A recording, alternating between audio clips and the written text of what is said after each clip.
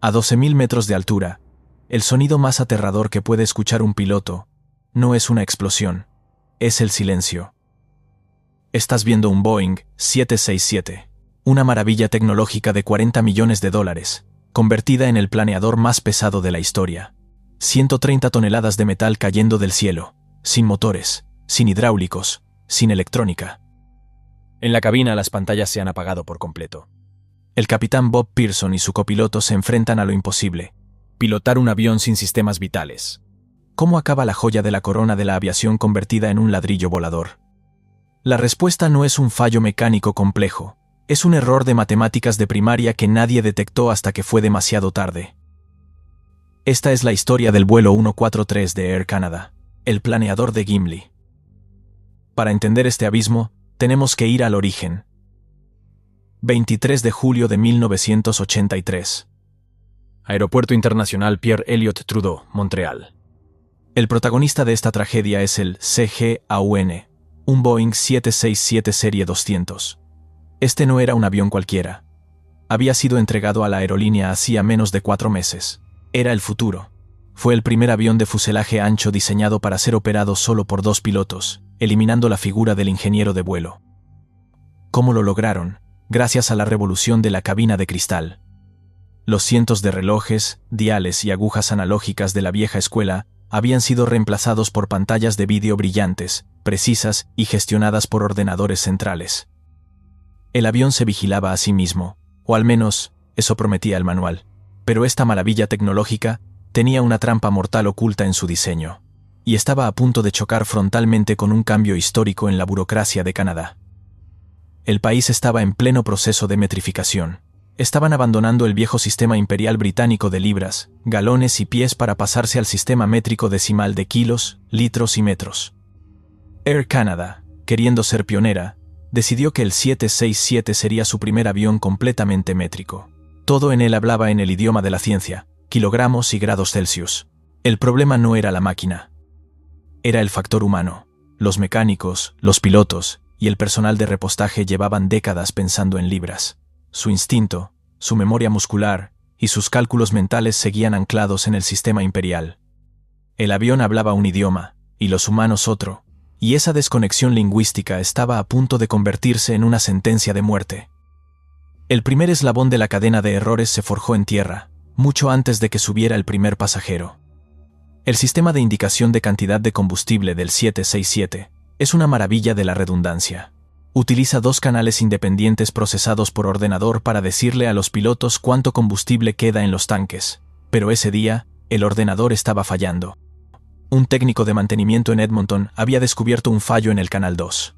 Al intentar solucionarlo, desactivó el interruptor del circuito, anulando por completo la lectura de combustible en la cabina.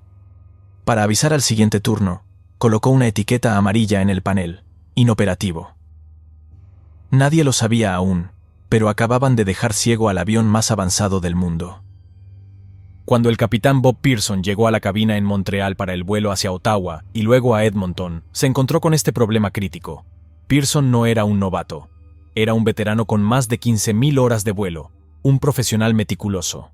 Al ver las pantallas de combustible en negro, su primera reacción fue consultar la MEL, la lista de equipo mínimo. Este es el documento legal que dice qué sistemas pueden estar inoperativos sin que sea peligroso despegar. Y aquí es donde la confusión reinó. La lista era ambigua. Decía que no se podía despegar sin indicadores de combustible. Pero había una excepción no escrita. Una zona gris que permitía volar si se podía confirmar la cantidad de combustible por otros medios. Pearson, creyendo que actuaba bajo la legalidad, tomó una decisión: volarían.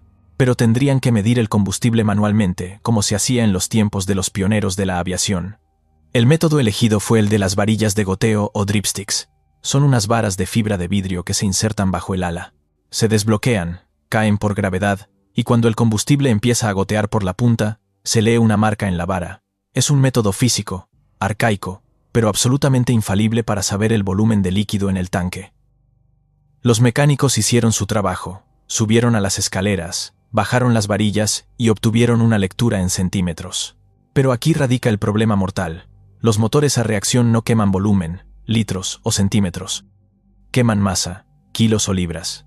La densidad del combustible cambia con la temperatura, así que el volumen no es un dato fiable para calcular el alcance. Había que hacer una conversión matemática, de centímetros a litros y de litros a kilogramos. En la cabina, con la calculadora en la mano y rodeados de ordenadores apagados, el equipo de tierra y la tripulación hicieron los números. Sabían que tenían una cantidad X de litros en los tanques. Necesitaban llegar a 22.300 kilos para el viaje a Edmonton con la reserva legal requerida. El factor de conversión es la clave de todo este misterio. Es el número que define la densidad del combustible Jet A1. Si usamos el sistema métrico moderno del avión, un litro de combustible pesa 0,8 kilos. Pero el personal de tierra, que cargaba decenas de aviones antiguos cada día, tenía otro número grabado a fuego en su mente. 1,77. Ese es el peso de un litro, en libras. En un momento de ceguera colectiva, multiplicaron los litros por 1,77. El número resultante en la calculadora fue 22.000. Ellos pensaron, perfecto, tenemos 22.000 kilos. Pero la realidad era que tenían 22.000 libras.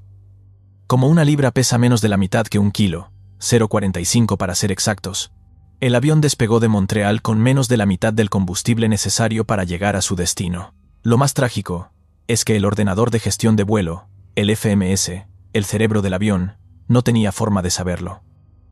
Al estar los sensores apagados, el capitán Pearson tuvo que introducir la cifra manualmente. Escribió 22.300. El ordenador aceptó el dato. Asumió que eran kilos, porque es un avión métrico, y calculó la ruta basándose en esa mentira. En las pantallas apareció el mensaje tranquilizador. Tiempo hasta vacío. 4 horas 15 minutos. Destino alcanzable. El vuelo de Montreal a Ottawa fue corto y sin incidentes. En Ottawa, volvieron a medir el combustible con las varillas manuales para asegurarse. Y volvieron a cometer exactamente el mismo error matemático. Usaron el factor de libras en lugar de kilos. La confirmación del error reforzó su confianza. La tripulación se relajó, convencida de que los números cuadraban. El 767 rugió hacia el cielo del oeste, ascendiendo a 41.000 pies, 12.500 metros, su altitud de crucero. A bordo, la atmósfera era de rutina absoluta. Se sirvió la cena mientras los 61 pasajeros disfrutaban de las vistas del atardecer sobre los inmensos lagos de Ontario. En la cabina, Pearson y Quintal charlaban tranquilamente mientras el piloto automático gestionaba el vuelo. No sabían que estaban volando sobre tiempo prestado. Los motores Pratt y Whitney, dos bestias de empuje, consumían combustible a un ritmo constante y feroz. Minuto a minuto, los tanques se vaciaban, acercándose al punto de no retorno, pero en las pantallas de la cabina, el número mágico seguía diciendo que tenían toneladas de reserva. Entonces sobre Red Lake, Ontario, la realidad llamó a la puerta. Un sonido agudo rompió la calma de la cabina, mientras una luz ámbar se encendía en el panel central. Era la luz de advertencia de presión de combustible para el motor izquierdo. Pearson y Quintal se miraron, confundidos. Según el ordenador, que seguía mostrando la cifra introducida manualmente, tenían toneladas de combustible en los tanques. La lógica dictaba que si la bomba de combustible fallaba, la gravedad debería seguir alimentando el motor. Asumieron que era un fallo de la bomba, no una falta de combustible. Pero segundos después, apareció otra luz. Presión baja en la segunda bomba del ala izquierda. Esto ya no podía ser una coincidencia mecánica. La duda empezó a llenar el ambiente en la cabina. ¿Y si el ordenador mentía?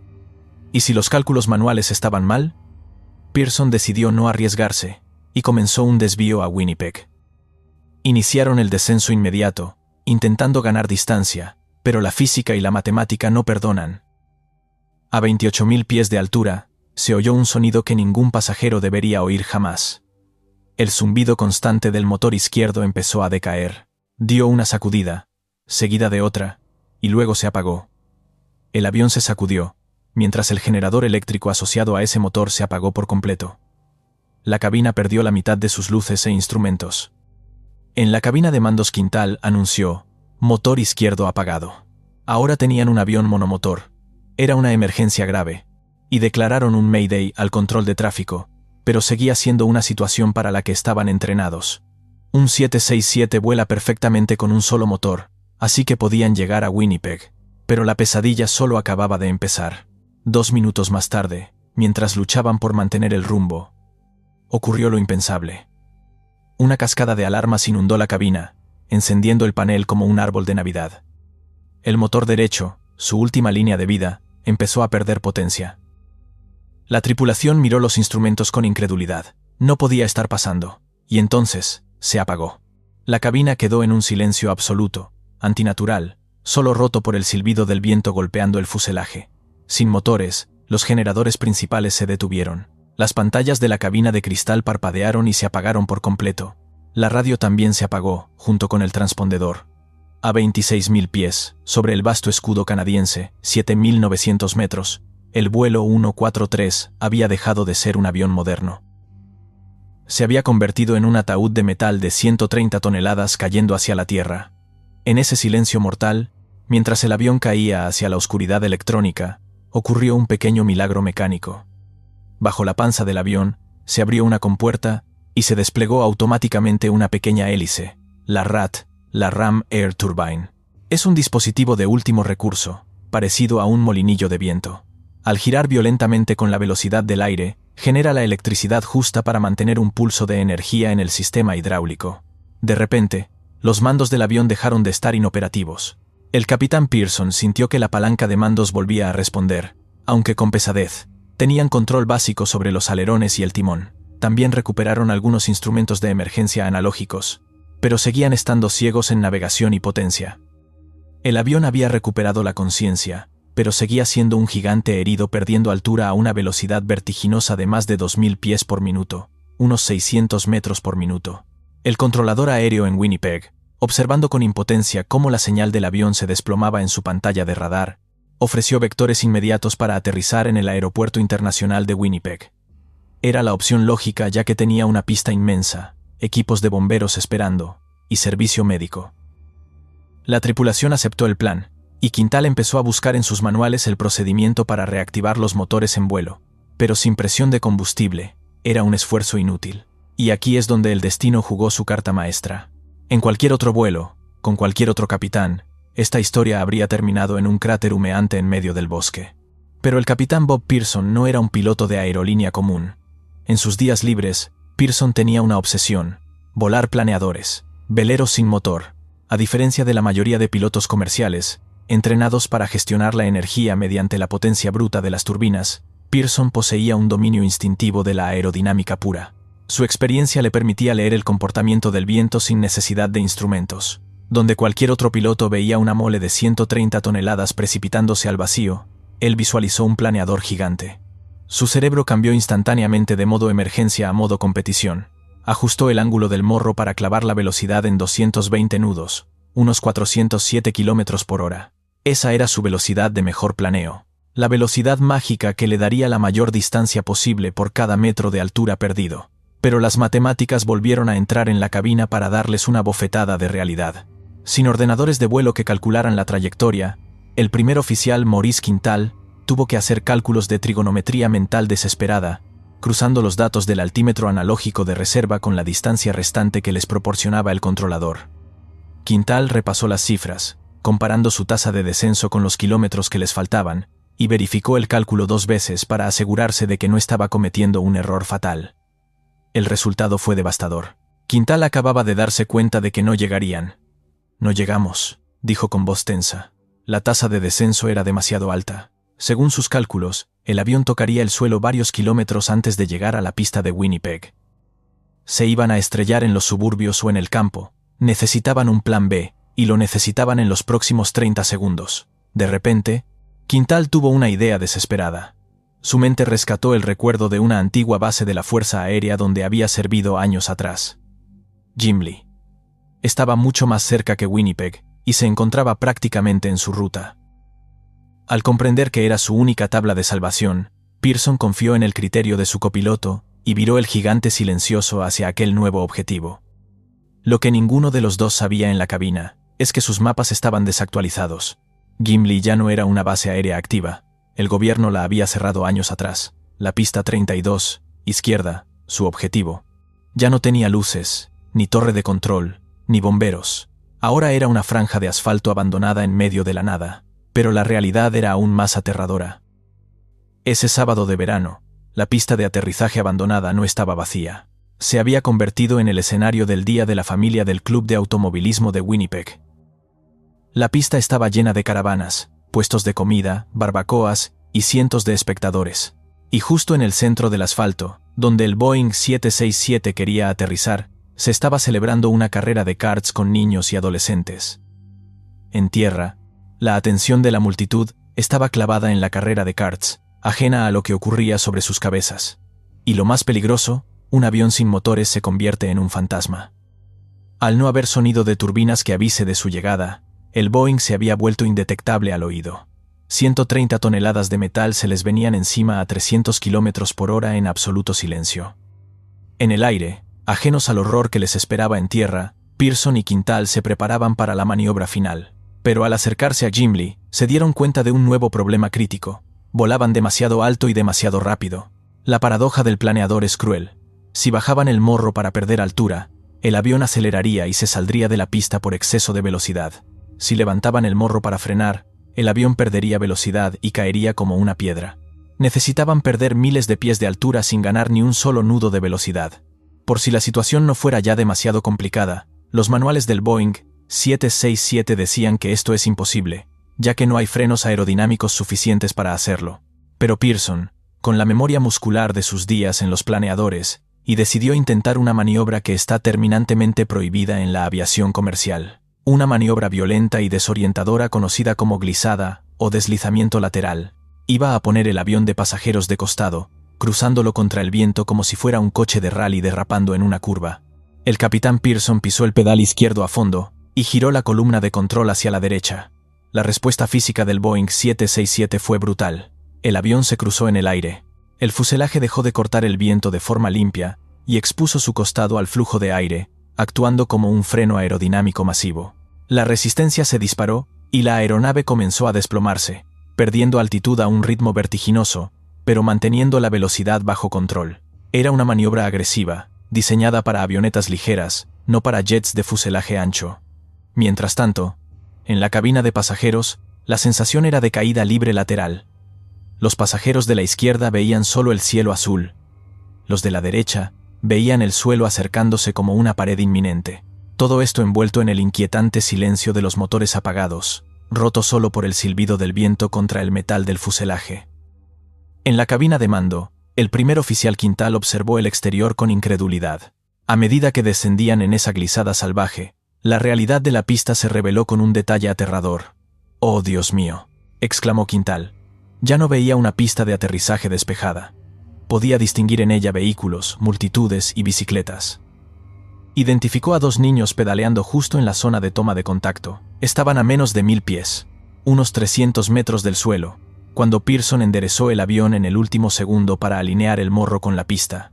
El tren de aterrizaje cayó por gravedad y se bloqueó con un golpe seco. Las ruedas principales quedaron aseguradas, pero la rueda de morro no conseguía bloquearse por la falta de presión hidráulica. Segundos después, el avión hizo contacto con la tierra. Los neumáticos de las ruedas principales impactaron violentamente contra el asfalto viejo y agrietado de Gimli, levantando una nube de humo. Pearson se puso de pie sobre los pedales de freno, pisándolos con toda la fuerza física de la que era capaz. Sin motores, no disponían de reversas para frenar, y dependían exclusivamente de los frenos mecánicos de las ruedas, que alcanzaron temperaturas críticas en cuestión de segundos. El calor excesivo provocó dos estallidos ensordecedores. Dos de los neumáticos reventaron por la fricción. El avión se inclinó hacia adelante bruscamente. El tren de aterrizaje delantero, sin el mecanismo de bloqueo activado, colapsó bajo el peso de la aeronave. El morro del Boeing 767 impactó contra el asfalto en una lluvia de chispas. El fuselaje metálico se arrastró por la pista, actuando como un freno de fricción descomunal, dejando tras de sí una estela de fuego y humo. Justo delante de la trayectoria de impacto, a escasos cientos de metros, los niños en las bicicletas giraron la cabeza. Sus ojos se abrieron con terror al ver la mole de acero abalanzándose sobre ellos, devorando la pista metro a metro. Presas del pánico, pedalearon hacia los laterales, lanzándose a la hierba segundos antes de que el gigante de metal pasara a su lado. Finalmente, entre una nube de polvo, caucho quemado y chispas, el vuelo 143 se detuvo. En ese momento el silencio volvió a Gimli, pero la calma fue efímera. En la cabina de pasajeros, la situación era crítica. Un incendio se había iniciado en la sección delantera debido a la fricción del morro. Los gritos llenaron el ambiente mientras los auxiliares de vuelo actuaban con rapidez, abriendo las salidas de emergencia y desplegando los toboganes. Sin embargo, surgió un nuevo obstáculo producto de la posición anómala del avión. Al estar el morro apoyado en el suelo, la cola apuntaba hacia el cielo en un ángulo pronunciado. Los toboganes traseros se desplegaron, pero no alcanzaron el suelo con la inclinación adecuada. Quedaron suspendidos casi verticalmente, convirtiéndose en una caída peligrosa de varios metros. Pese a ello, la urgencia de escapar del fuego obligó a los pasajeros a saltar. Es un hecho notable que las únicas lesiones registradas en todo el accidente ocurrieron durante esta evacuación, fracturas de tobillo y contusiones, al impactar contra el asfalto. Mientras tanto, en tierra, la respuesta fue inmediata y poco convencional. Los primeros en llegar al avión no fueron equipos de rescate profesionales, sino los miembros del club de automovilismo. Corrieron hacia la aeronave armados con los extintores manuales de sus boxes. Hombres y mujeres civiles se enfrentaron al fuego de la aeronave y, contra todo pronóstico, lograron sofocar las llamas antes de la llegada de los bomberos locales. Minutos después, Pearson y Quintal abandonaron la cabina. Ambos estaban pálidos, con los niveles de adrenalina al máximo, pero ilesos. Al mirar hacia atrás, comprendieron la magnitud del desastre evitado. El avión se había detenido a menos de 30 metros de la zona de acampada familiar. Habían salvado la aeronave, a los 61 pasajeros a bordo, y habían salvado a las personas en tierra. Fue el milagro de Gimli. Pero tras disiparse el humo, comenzó la segunda fase de esta historia: la investigación técnica. Los expertos de la Junta de Seguridad del Transporte de Canadá llegaron al lugar con una incógnita fundamental. ¿Cómo era posible que una aeronave de última generación se quedara sin combustible en pleno vuelo? Tras descartar fugas y fallos mecánicos, los investigadores centraron su atención en los procedimientos previos al despegue en Montreal. La verdad que emergió fue puramente matemática. Tras descartar fugas y fallos mecánicos, los investigadores centraron su atención en los procedimientos previos al despegue en Montreal. La verdad que emergió fue puramente matemática. Descubrieron la hoja de carga con los cálculos manuales. Analizaron la cifra de litros y el factor de conversión utilizado. 1,77. Uno de los investigadores identificó el error de inmediato, señalando que aquel número correspondía al factor de densidad de la libra, a pesar de que el avión operaba exclusivamente en kilogramos. El error era elemental, pero devastador. El personal de tierra y la tripulación habían utilizado el factor de peso del sistema imperial en un avión diseñado para el sistema métrico. La investigación concluyó que el accidente fue el resultado de una cadena de fallos sistémicos. Un ejemplo de libro del modelo del queso suizo. 1. El fallo técnico del indicador de combustible digital, que obligó a realizar cálculos manuales. 2. La ambigüedad en la lista de equipo mínimo, que indujo al capitán a creer que el vuelo era legal. 3. El caos de la transición métrica en Canadá. Una confusión organizacional donde herramientas en centímetros y manuales en litros chocaron con un avión que exigía kilogramos. 4. El factor humano. Múltiples personas verificaron el cálculo erróneo porque su percepción estaba calibrada en el sistema antiguo. La cifra 20.000 les pareció correcta porque 20.000 libras era una carga considerable, pero 20.000 kilogramos era lo que necesitaba para completar el vuelo. El vuelo 143 no realizó un aterrizaje de emergencia por un fallo de motor, sino por un fallo de comunicación. El legado del planeador de Gimli es complejo. Aunque inicialmente Air Canada sancionó a los pilotos, el capitán Bob Pearson fue finalmente reconocido como un héroe. Su ejecución de la glissada con un avión comercial permanece como una de las maniobras de pilotaje más extraordinarias en la historia de la aviación. Demostró que, cuando la automatización falla, la destreza humana es la última línea de defensa. El Boeing 767 fue reparado en la misma pista de Gimli, despegó 2 días después, y continuó volando para la aerolínea durante 25 años más, portando con orgullo el apodo de el planeador de Gimli. Esta historia permanece grabada en los manuales de instrucción de todo el mundo, como un recordatorio vital. La tecnología más avanzada es inútil si los datos que la alimentan son incorrectos. En la era digital, el vuelo 143 nos enseña que la seguridad aérea, a veces, depende de saber hacer una simple multiplicación, y de saber hacerla bien. Pero dime, ¿cuál crees que fue el verdadero héroe? ¿La destreza de Pearson o la tecnología de la RAT que les dio el control? Déjame tu opinión en los comentarios, y haz clic en la pantalla para ver la historia de su contraparte. El vuelo 236 de Air Transat, otro gigante aéreo que se quedó sin combustible, y se convirtió en el planeador más grande del Atlántico. En plena noche, en mitad del Océano Atlántico, un Airbus A330 que transportaba 306 pasajeros y tripulación, de repente se quedó sin combustible. Las luces se apagaron, las máscaras de oxígeno cayeron del panel superior y el ruido de los motores se sustituyó por un inquietante silencio en plena oscuridad. El enorme avión comenzó a descender hacia el océano. Los pilotos estaban aturdidos, intentando planear el avión lo más lejos posible. Las azafatas preparaban a los pasajeros para un amerizaje de emergencia en el océano, algo que probablemente habría sido una sentencia de muerte para todos a bordo. Esto fue una pesadilla, pero increíblemente nunca tuvo que ocurrir. Muchos relatos sobre este incidente se centran en sus aspectos técnicos, pero eso es solo la mitad de la historia. La verdad es que en el fondo, esta es una historia fascinante sobre la psicología humana. Es una historia sobre cómo las personas toman decisiones bajo presión cuando se enfrentan a información ambigua. Esta es la historia del vuelo de Air Transat 236.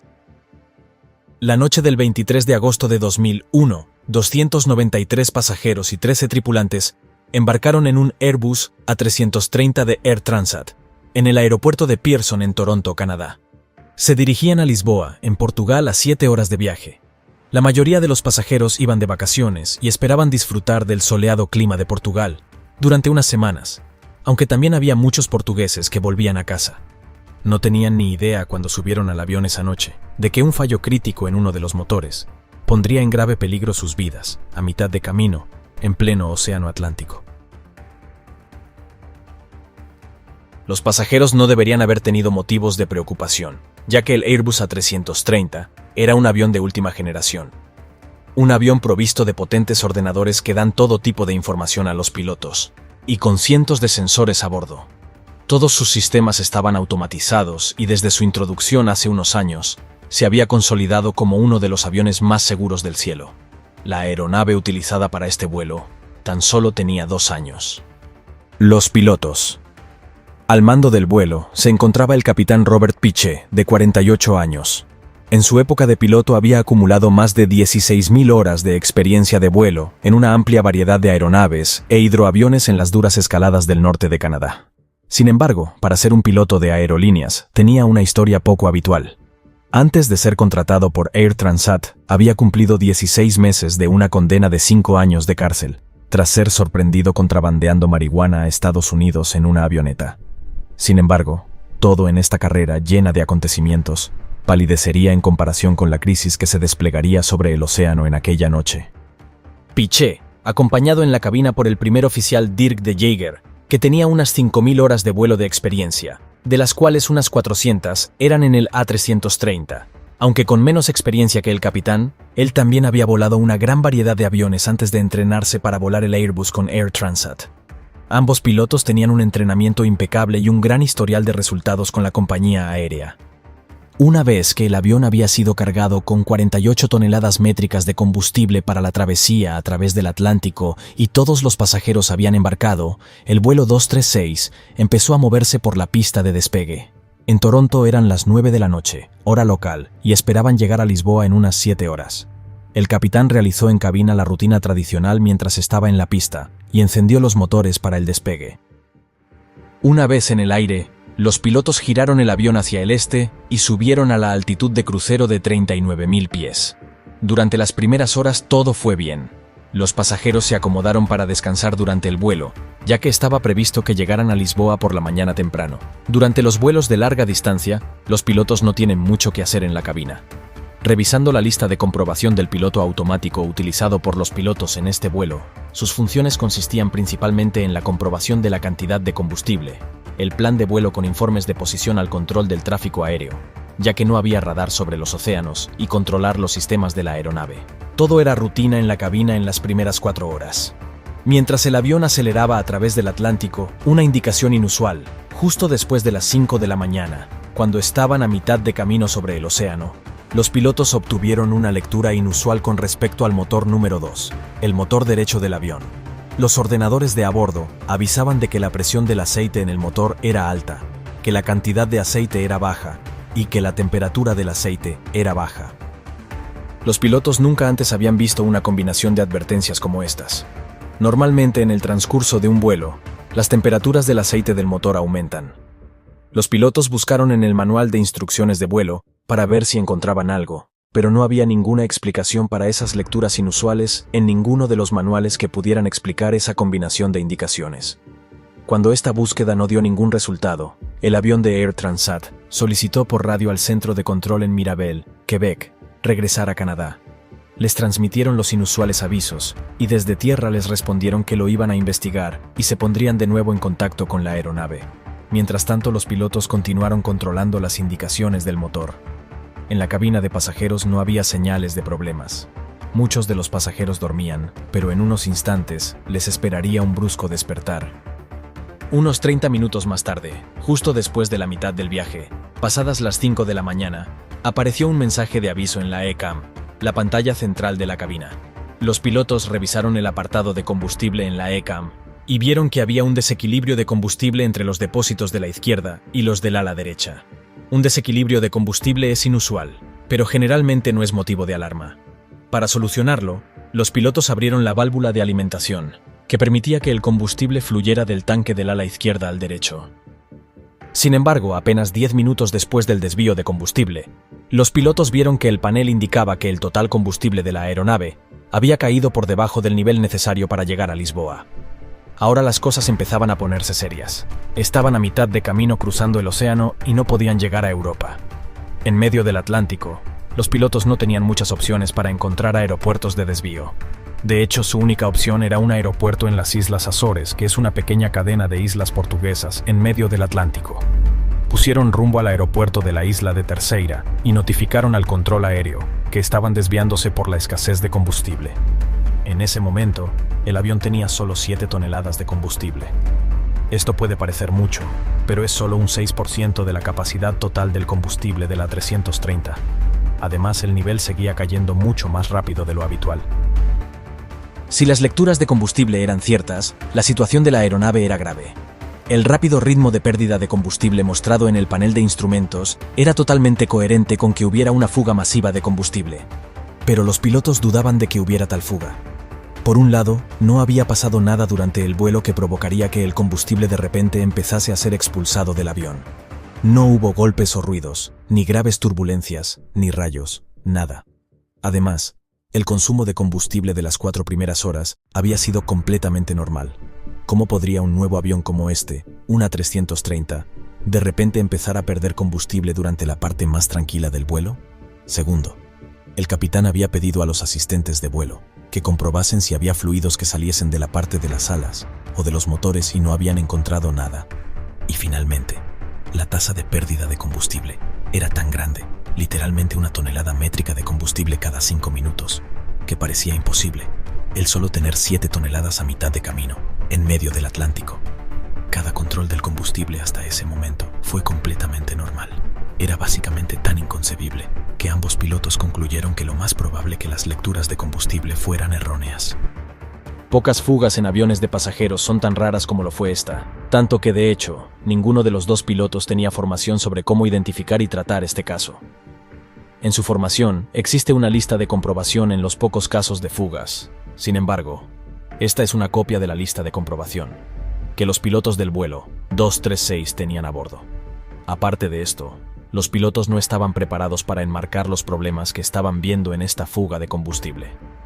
Además, ya tenían más o menos la conclusión de que las indicaciones que habían recibido antes sobre el aceite del motor eran probablemente erróneas. En un avión complicado como el A330, los datos erróneos generados por sensores defectuosos no son, ni mucho menos, un hecho inaudito. Así que cuando los pilotos vieron que el nivel de combustible mostraba niveles increíblemente bajos, asumieron que estas indicaciones eran erróneas también. Pero la trágica realidad, por supuesto, era que los pilotos tenían razón al pensar que tanto las indicaciones del aceite del motor y el poco nivel de combustible estaban relacionadas.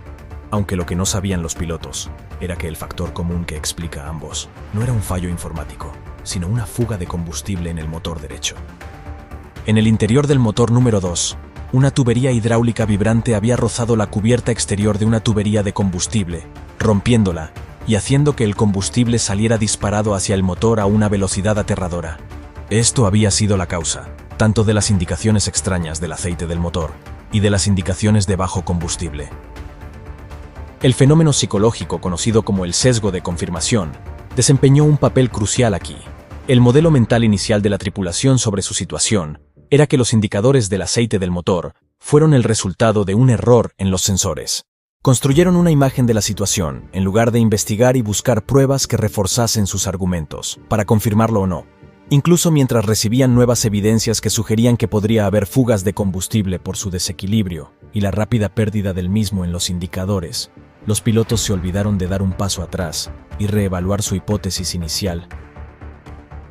Es bien sabido en psicología que en condiciones de estrés y alta carga de trabajo, este fenómeno es especialmente potente. Los pilotos estaban tan ocupados hablando y revisando la lista mantenimiento y de control, y coordinando el desvío de su trayectoria con la tripulación de cabina y con el control de tráfico, que tenían pocas oportunidades de reevaluar su comprensión de la situación. A pesar de haber suministrado combustible del depósito izquierdo al derecho minutos antes, el desequilibrio entre los dos depósitos seguía existiendo.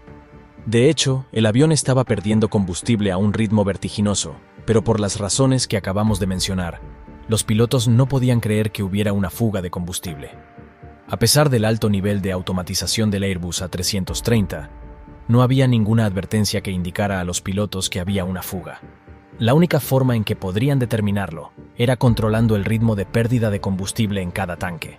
Pero por si acaso había una fuga de combustible en el ala derecha, los pilotos encendieron las bombas de combustible del ala derecha y apagaron las del ala izquierda para invertir la dirección de la alimentación cruzada, de modo que el combustible del tanque del ala derecha se utilizaba ahora para alimentar ambos motores. La tripulación se puso de nuevo en contacto con el Centro de Control de Mantenimiento de Air Transat y les informó de las inexplicables indicaciones de bajo nivel de combustible.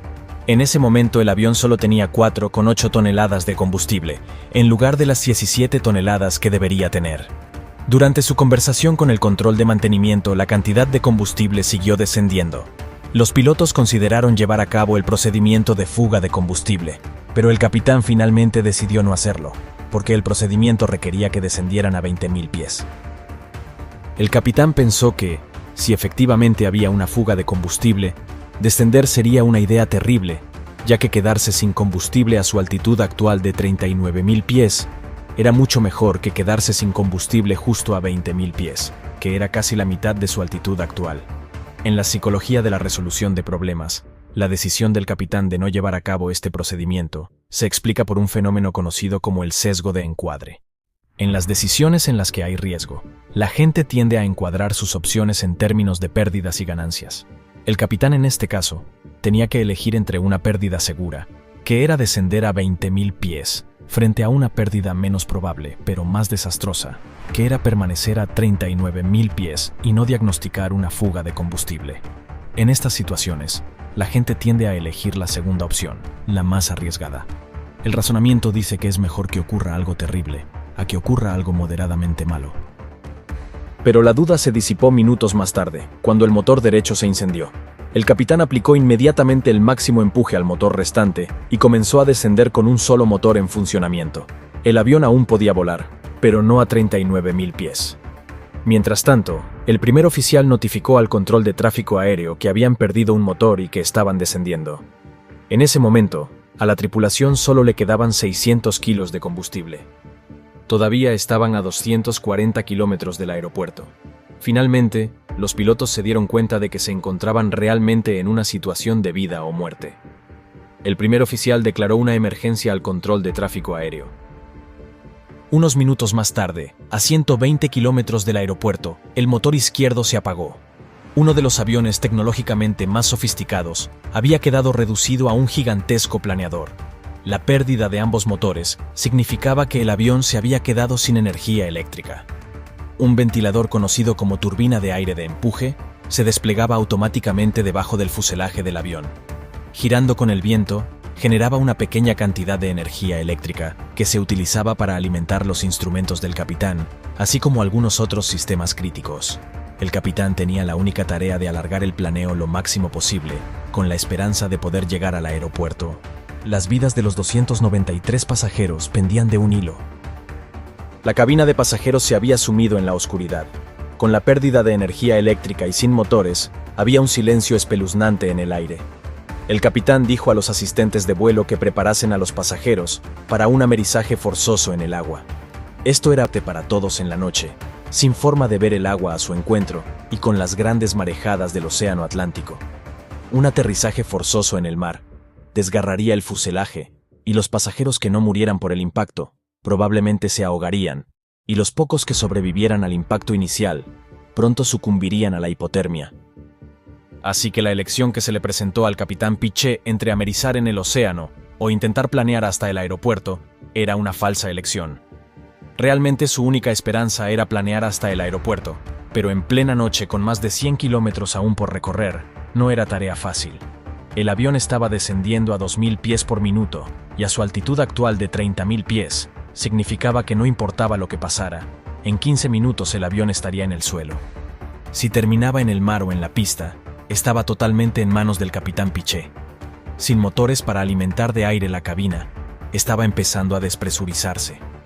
Las máscaras de oxígeno cayeron y los pasajeros se apresuraron a ponérselas a tiempo. Los pilotos también se pusieron sus máscaras de oxígeno. Aunque el capitán tenía experiencia en aterrizajes sin motor en aviones de menor tamaño, con el A330, la tarea a la que se enfrentaba no se parecía a nada que hubiera experimentado antes. Era de noche, estaba a 100 kilómetros del aeropuerto, y el A330 distaba mucho de ser un planeador perfecto. En el A330, como en todos los aviones de pasajeros, los motores no solo impulsan el avión, sino que también son una fuente de energía eléctrica e hidráulica. La pérdida de ambos motores había provocado que varios sistemas importantes dejaran de funcionar. Para empezar, el avión había perdido 2 de sus 3 sistemas hidráulicos. Estos accionaban el estabilizador en el plano de cola, haciendo más difícil para el capitán controlar el cabeceo del avión. El avión también había perdido la mayor parte de sus alerones del ala, la dirección de la rueda del morro y los inversores de empuje en los motores. En otras palabras, el avión no solo estaba sin potencia del motor, sino que ahora era más difícil de controlar en el aire, y si Piché se las arreglaba para llevarlo a la pista, sería más difícil de dirigir y de detener. En el aeropuerto, el controlador de la torre empezó a encender y apagar las luces de la pista para mostrar a los pilotos dónde estaba el aeropuerto. La tripulación podía verlo desde muy lejos en el horizonte, un solitario punto de luz en el oscuro océano Atlántico. Para mantener el avión en el aire el mayor tiempo posible, el capitán voló el descenso a una velocidad entre la velocidad de planeo recomendada y la velocidad de aviso de pérdida. Si se encontraba a demasiada altitud en la aproximación, podía descender más rápido para perder velocidad. Pero si acababa demasiado bajo, no habría forma de recuperar esa altitud. Quería mantener tanta altitud como fuera posible durante el descenso, pero había algunas limitaciones más con las que Piché tenía que lidiar. Tenía que mantener su velocidad por encima de 140 nudos, o la turbina de aire dejaría de generar electricidad. Al mismo tiempo, no podía ir más rápido de 200 nudos, o el tren de aterrizaje no se extendería. Y como planeaba, la única manera de controlar su velocidad era inclinando el morro hacia arriba o hacia abajo. Detrás, los 293 pasajeros se preparaban para amerizar en el océano. Las azafatas les enseñaron a adoptar la posición correcta. La cabina estaba en un silencio sepulcral mientras los minutos pasaban descendiendo. A medida que el capitán se acercaba al aeropuerto, vio que sus intentos de mantener el avión alto habían funcionado, solo que habían funcionado demasiado bien y ahora había un nuevo problema. El avión estaba demasiado alto. Estaba a 8 millas y todavía a 13.000 pies. En una aproximación normal habría estado a unos 3.000 pies. En este punto, si hacía la aproximación, ahora tendría que descender abruptamente, lo que aumentaría su velocidad aerodinámica hasta el punto de hacer imposible el aterrizaje. Así que, dada la falta de potencia de los motores, Piché tuvo que distanciarse un poco de la pista y comenzó un giro de 360 grados para perder altitud. Durante este giro, el primer oficial bajó el tren de aterrizaje y extendió las lamas de la parte delantera de las alas, que proporcionaban una sustentación adicional, que permitía al avión volar más despacio sin producir demasiada resistencia. Este giro fue una maniobra inquietante, ya que a la mitad, el avión estaba de espaldas al aeropuerto. Finalmente, después de 20 minutos, el capitán niveló las alas mientras la pista volvía a estar a la vista. Sin embargo, todavía estaba alto, y ya no lo suficiente como para hacer otro giro de 360 grados. Debido a esto, a medida que se acercaba al aeropuerto, llevó a cabo una serie de giros, inclinando el avión hacia la izquierda y luego hacia la derecha, en un intento de poner más distancia entre él y la pista. Se enviaron a todos los vehículos de rescate para recibir a la aeronave en la pista.